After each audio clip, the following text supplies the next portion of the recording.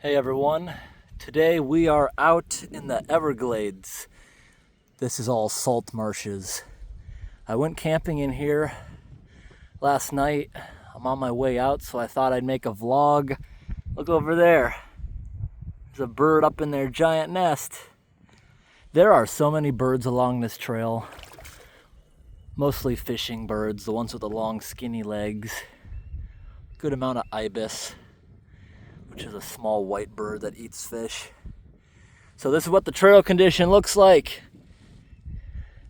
It's a very very distinct trail, but parts of it are treacherous. See all these plants here? It's a tripping hazard if you're a little out of breath. Today I feel good. I'm plowing through it without a problem. You can even see the moon up there a little bit. So there's areas that are wide open, just water. But it's only maximum a foot, usually half a foot of water. The mud at the bottom's not that bad. You can walk through all these salt marshes. And then there are some areas where I was afraid I'd get stuck, so I had made sure I had a signal. But it was part of the trail. It requires you to go through very big mud holes that smell really bad as you're releasing gas bubbles. So this is a 6-mile trail one way. So by the time I get back to the vehicle, which I should be back in about an hour, that'll have been 12 miles technically, but I feel like it's gonna be more like 14 miles, and that's because you can't stay straight on the trail. You gotta keep zigzagging because it's an unmaintained trail. This used to be some sort of road going to Clubhouse Beach at the Everglades. You park in their abandoned section of campground because only 1/3 of their campground is still open. I guess not enough people visit the Everglades, so 2/3 of it have been allowed to grow in, and you just park at one of the abandoned campsites because it's paved, where you leave your car at each individual campsite. It's mowed grass, but you park on the paved area so it doesn't make mud. So I parked at one of the abandoned campsites. Cost me $27 after taxes for the permit to go into the Everglades. You have to have a permit to camp out here, and you can walk this trail without a permit, but you got to be out the same day.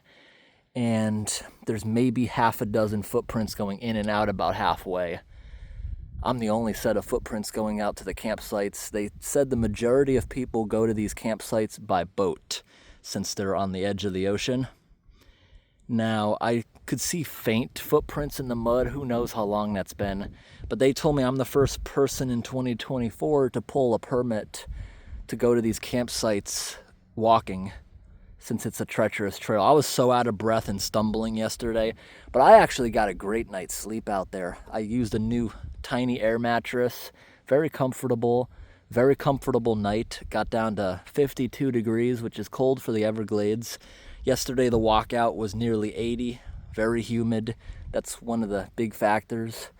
I was also 20 pounds heavier going out. I ate a lot of food, drank a lot of water. I came out with 16 water bottles, an energy drink, and some pineapple juice. Now I'm coming back with only 3.5 bottles. I'll probably get back to the car with 2 bottles because I'm planning on drinking more. So yeah, the park ranger was warning me about a lot of things, and he was surprised I still wanted the permit.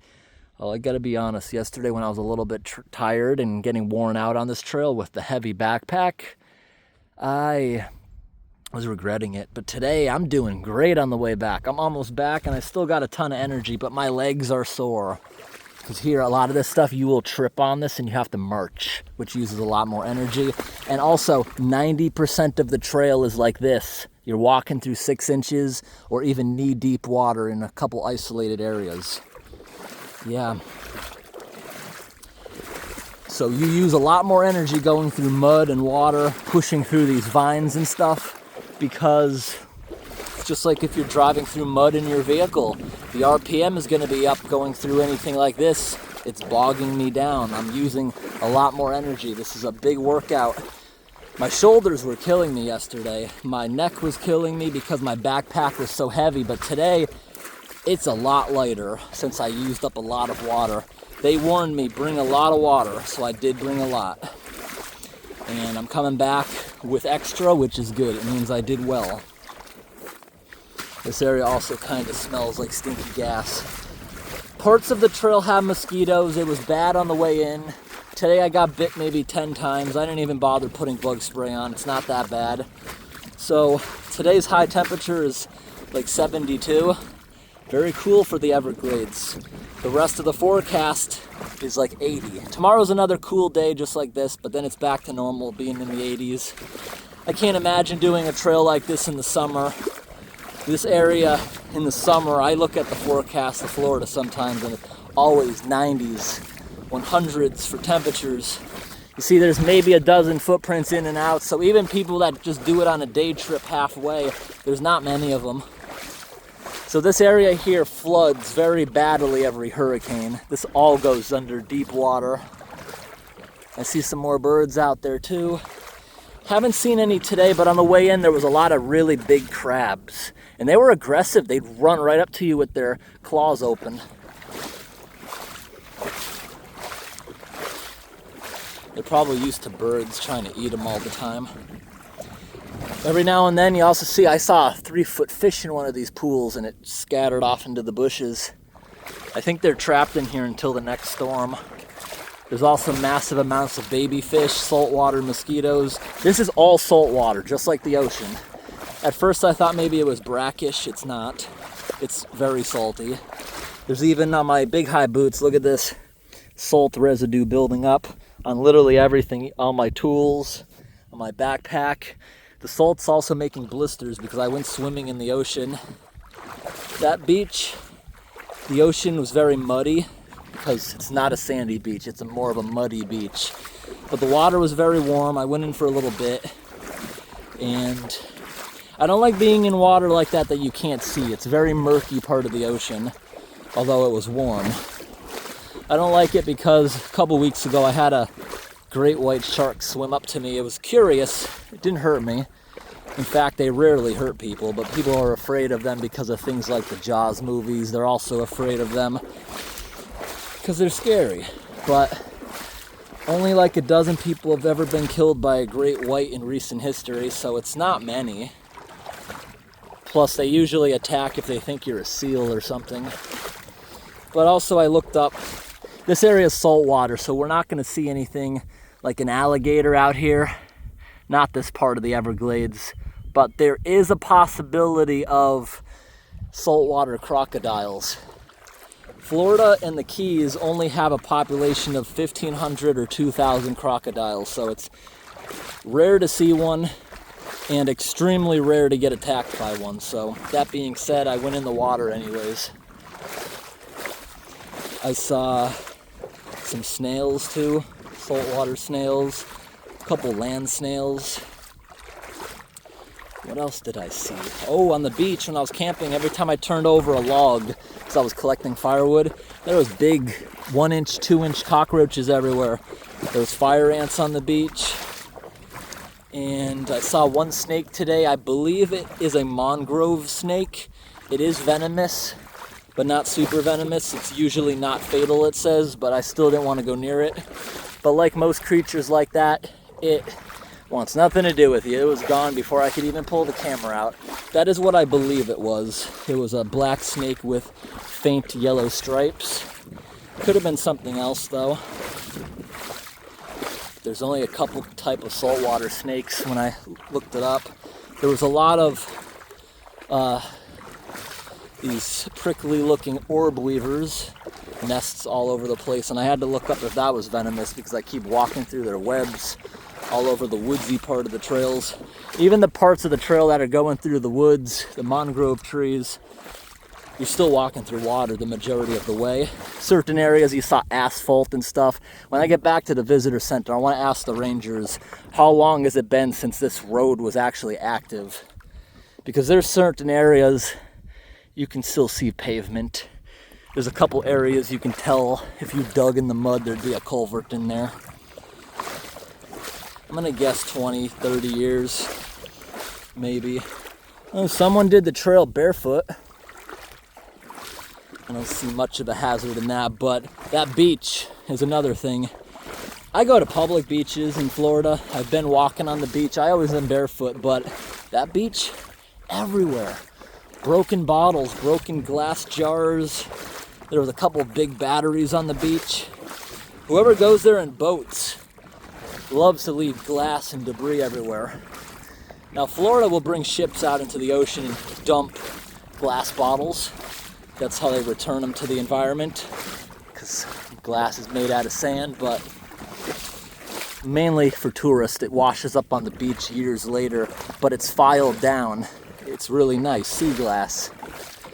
It's not sharp. This is people leaving junk on the beach. I also found a knife. I just stuck it in a tree. It was useless. It was so rusty, but it could be a hazard on the beach. Good thing I brought Crocs. They're hanging on the back of my backpack. I had a little inflatable air mattress. It was perfect. I was pumping it for 10 minutes and wondering why it wasn't inflating. The end of it was open. There was another hole I had to plug. But it's a pump one. You're supposed to use your feet to press a pedal. Less than a minute it inflates.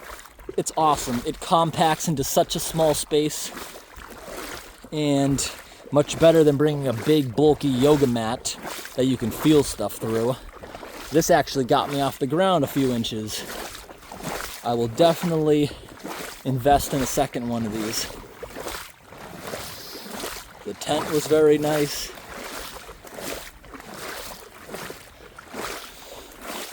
But basically, this is where I gotta go back to. See that radio tower?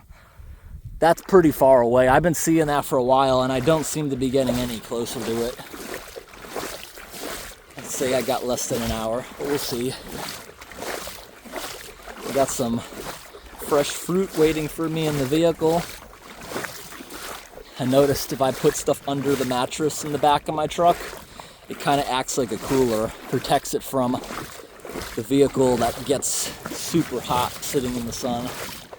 So I should have some good fruit and bananas. I was gonna bring that stuff on the trip, but I didn't have enough room.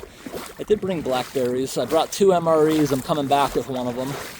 So yeah, it's good. I brought extra food, extra water. And look, there's vultures and stuff always flying around looking for dead stuff. They were following me around yesterday. They could probably tell I was out of breath and hoping for a meal.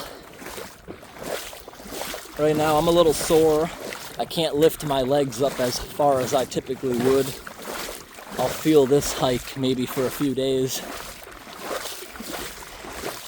This is an awesome workout. This is a one-of-a-kind trail.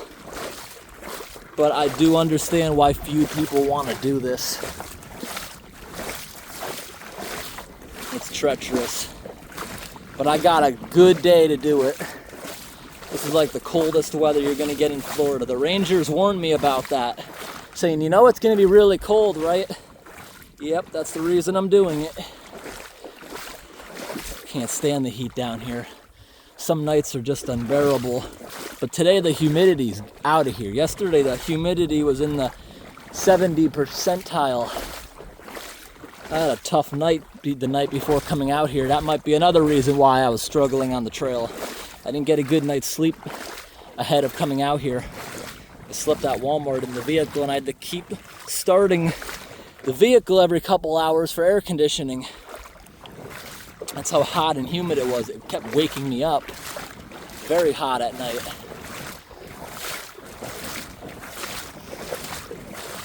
Thankfully, most Florida Walmarts let you stay overnight. Typically, the rule is if there's a security guard driving around, there's a lot of crime, there's some sort of issue that they require that security guard, and they usually won't let you sleep. They'll usually tell you to leave.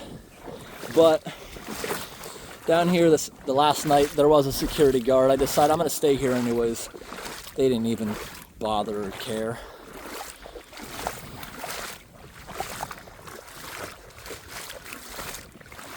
But in Florida, staying overnight at Walmart's has been pleasant. This time of year, the weather is overall cooler.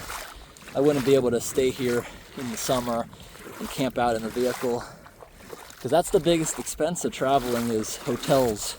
If I can cut out almost every hotel stay, maybe I'll go once every couple of weeks to catch up on laundry and stuff, just so I can have a room, clean up, take a break every couple of weeks. But I'm usually on the road, and That's the biggest expense, hotels. Now the biggest expense is fuel, which is not nearly as bad. Gas prices have been rapidly going down, I've been noticing. And all the southern Walmarts have a sink in the bathroom stall, which is very helpful for washing up and brushing teeth at night. And almost every Walmart I've been to has what's called the family room, which is a bathroom for handicapped people, but no one ever uses it, so you can go in there for like 10 minutes, just wash up real quick, and you have privacy, because people look at you like you're a weirdo if you're brushing your teeth in the regular bathroom. So I usually don't care, I'll do it anyways, but the family room is, if it's a good area, you can just go on in. If it's an area that has high crime, you know it because they leave it locked, because people will go in there and stuff things down their pants and steal stuff. So in those areas, you have to ask them to unlock it, and I don't always feel right asking them to unlock it so I can go in there and brush my teeth, so I'll just go in the other bathroom in those areas. But Walmarts have been very clean in Florida overall. I could see somebody else was in there shaving because they left an absolute mess all over the place. And that's what gets Walmart angry. If you clean up and they don't know you were in there, so they don't care. It's people like that that get those rooms locked. Well, overall the bathrooms down here are cleaner. You can tell certain areas, you're in bad areas. The Walmarts are disgusting. The employees don't care. There's pee all over the floor. It stinks. You don't even want to touch anything in certain buildings. You can tell when you're not in a good area. So down here, there's going to be a sign. There's a fork. One is going back where I am. One of the other directions is going to a much closer beach that I could have camped at, but I wanted to go out all this way. These are unmarked trails, but there's a dominant trail. You don't really get lost. A few times I had to pull out Google Maps. I downloaded Google Maps, although this area, there's a slight signal the entire way, basically, so I didn't need that, but I didn't know that. That tower down there gives you a signal all the way over here. When you check the weather, it thinks I'm at Key West for some reason. No, Key Largo is what it keeps saying. So I keep getting the weather for them. And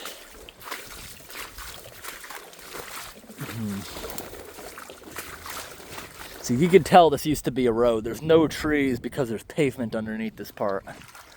And the trail keeps winding back and forth off it for some reason. But it's not easy to plow down these bushes, so you gotta stay on the trail. But I was gonna say, back there it's unmarked. Some people have made new trails to make it easier. Yes, some of their trails are a lot easier than staying en route. But any of the trails basically go to where you want, and you can pick and choose.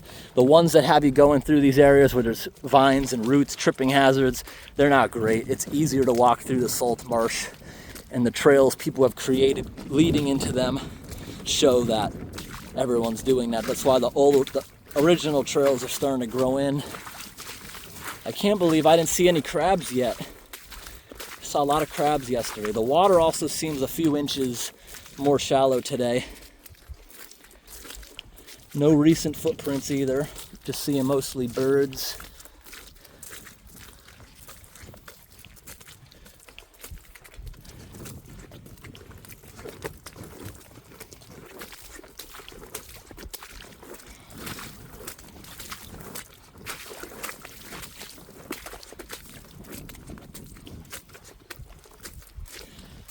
Probably not tonight, but tomorrow I'm gonna have to stop somewhere, I think, and do laundry. I gotta wash my bag.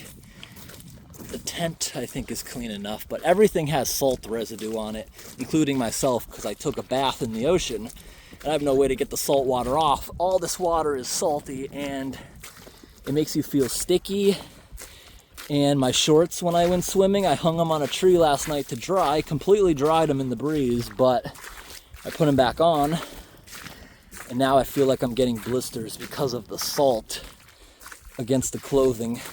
It's rubbing against my skin as I walk. I feel like I'm gonna have a blister on my waistline where the elastic is touching and where the weight of the backpack is touching. I feel like I'll have a few blisters, but I don't think they're gonna be that bad. They're not gonna be those kind of blisters that you got for a long time. It's the type that should be gone in a day or two. I keep reapplying sunscreen because I burn very easily in Florida. I got a sunburn last week that was bad enough. It was stinging, severely itchy one night. Now I'm good. Last year in Florida, I was out in the sun for 8 hours. It doesn't feel hot. No, but the UV down here is very strong and it'll burn you fast. This time around, I only went out 3 hours without sunscreen, and I did apply that morning, but I guess because I was swimming, it washed off quite fast and I got burned. So along this hike, I've been reapplying about every hour or two. It feels like the sun is not as strong today, because yesterday on the way in I felt it burning, but we're still 11 a.m. right now. We're getting back an hour sooner than yesterday, so this was a 5.5 hour out. It seems to be like 4.5 back today. That was probably a sign saying that one was closed. I'm not sure though. That supposedly is another trail, a coastal trail that might have a campground on it called East Clubhouse Beach. I think that's how you get to it because I didn't see any other trails. Seems some people don't want to walk in the water, or maybe that's the old trail, I don't know. But to do this trail, waders or very tall boots are required. So we're getting very close now that we've seen that sign. I think I'll be back in maybe 30 minutes now. Because we're not going all the way to that tower. That's where the visitor center and rangers are. There's a campground and stuff after that. Let's see, are we gonna find any crabs? This was the area, 100%. I'm not seeing any. Maybe the seagulls got them all. Maybe they're hiding. The water's more shallow than yesterday by at least a couple of inches.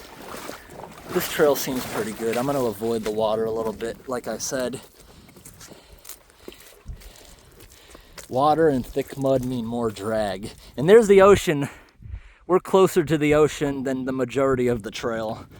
The majority of the trail, you can't see the ocean. There's a good tree line. Still looking over here. I want to see some crabs.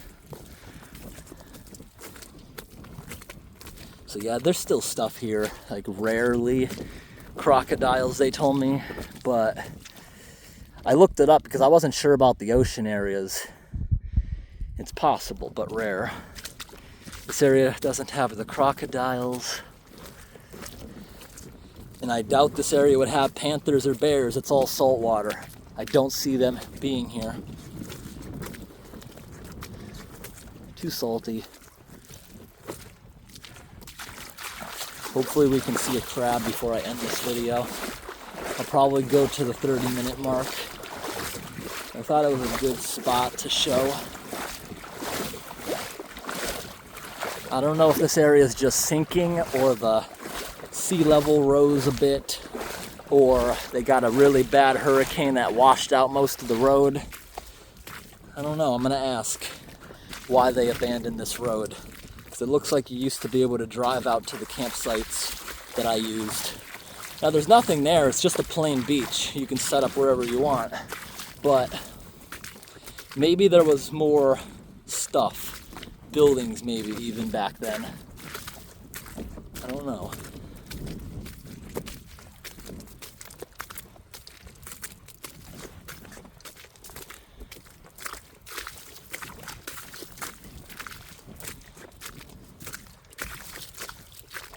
It's very pristine out here. Seems very untouched.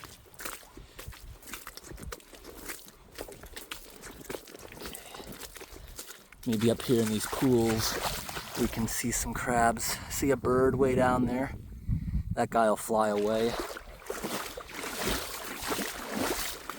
Saw some pelicans too fly by me yesterday. A big group of them.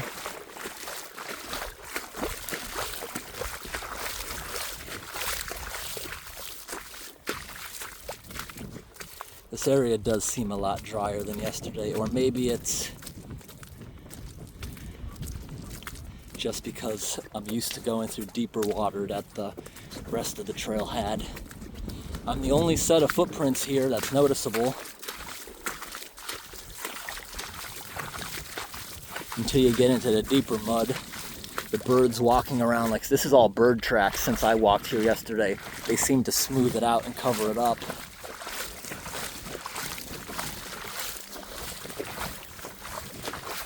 That bird looks like it's about to take off. It's running away from me.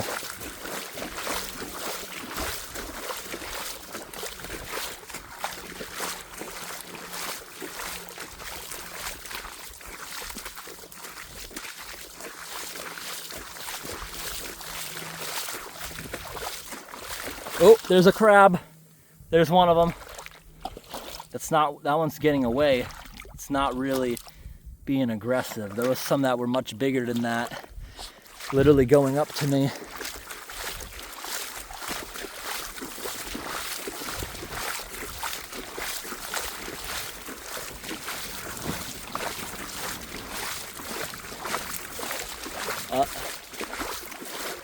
Bird is still walking away.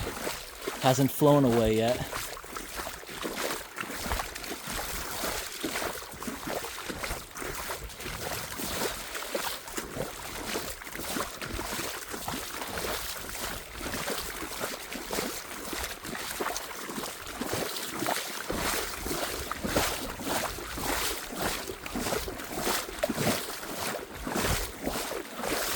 There it goes, flying away. Not many people use this trail, so these birds aren't very friendly. Like most of them in the park see people near the popular trails. This is also the best time of year to go to the Everglades. The visitor center's empty. There's only a couple other people in there. Last year was packed. Lines for everything.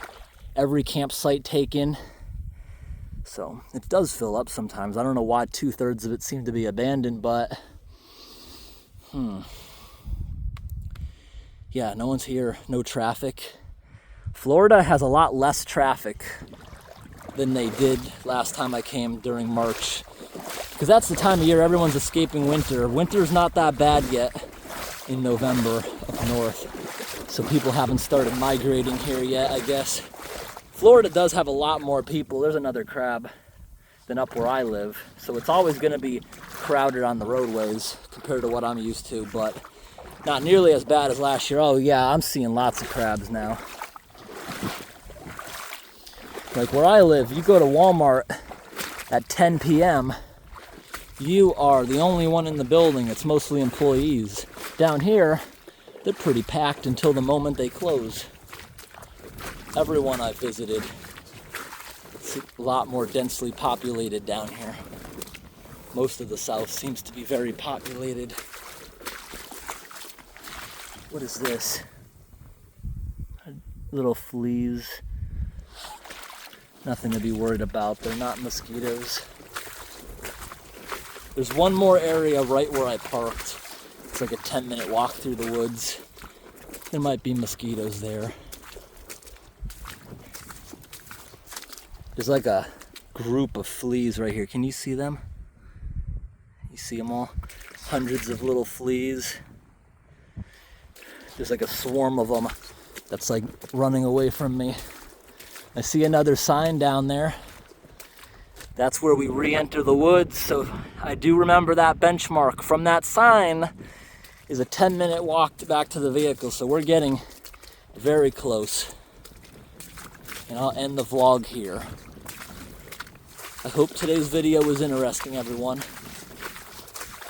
Thanks for watching.